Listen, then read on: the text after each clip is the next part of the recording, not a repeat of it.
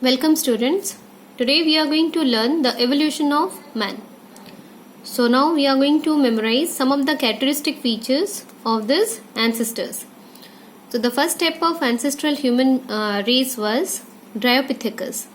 So it was carrying some features of ape and some of the man. So more or less mixed characteristics or mixed features of the human beings and the apes were been found in case of Dryopithecus.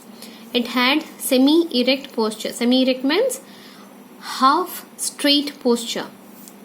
Its arms and legs were of almost equal length, but its forelimbs were weaker and shorter than the hind limbs as in men.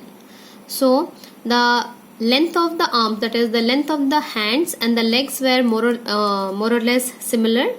They were having the same length, but the forelimbs or the arms were weaker and shorter.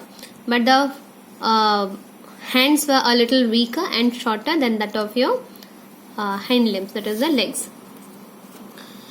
It has rounded forehead like modern man, but its canines were large and jaw were frontally broadened like those of apes. So the jaws were frontally broadened means this type of this race was having a rounded forehead.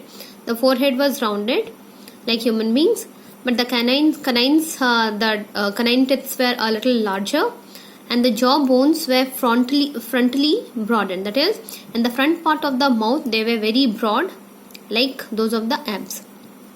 Next comes the Ramapithecus. These are the arboreal primates. Arboreal primates means the primates which are going to stay in the trees, or you can say in the air. Either they are going to remain in the trees or they are going to move in the air. So these are called as the arboreal primates. So they have man-like feeding habits. So whatever feeding habits the human beings are having, they were following the same type of feeding habits, and they were arboreal in nature. That is, they were living in the plants, on the plants. Walked erect on the ground. More or less, they were walking a little erect on the ground. The canines were small and thickly enameled teeth were been found.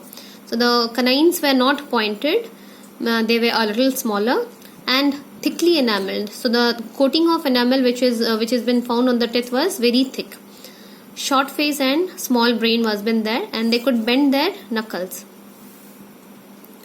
Now Australopithecus. Here we are going to have two types of we have wrote it in the form of a difference. The reason is the Australopithecus has some similarities with the ape, and it has some similarities with the human beings. So we can go for any 6 points out of this. First is small in size, about 4 feet. So Australopithecus was having a height of 4 feet. Prognathous face. Prognathous face means the face is going to be a little pointed towards the front side. Chin absent and low forehead. The forehead was smaller, or you can say the height of the forehead was less, and chin was not there. Eyebrow ridges projected over the eyes. So when we are going to consider the eye, just above it we do have the eyebrows, and if we are going to touch it, we are going to feel a bony structure that is called as the eyebrow ridges. The eyebrow ridges which have been present over the eyes, they were projecting outside, or they were projecting toward the outermost side.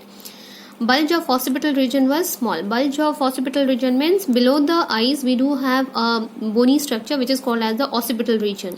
So this bulge was smaller. Cranial capacity, that is the brain capacity, was around 450 to 600 cc. Semen gap between the incisors and the canine was absent.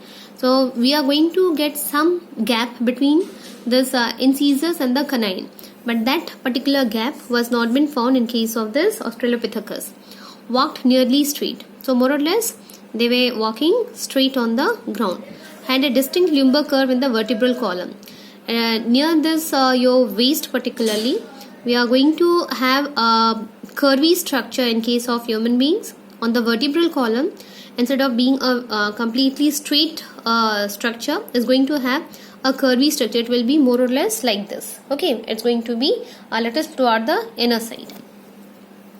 Then comes smooth rounded parabola like dental arc with man-like teeth. So smooth rounded parabola means the this like structure, the parabola like structure will be there. A dental arc was the Dental arc means the jaw was having a structure of U-shaped structure, or a convex structure was been there, and it was having the teeth like the human beings.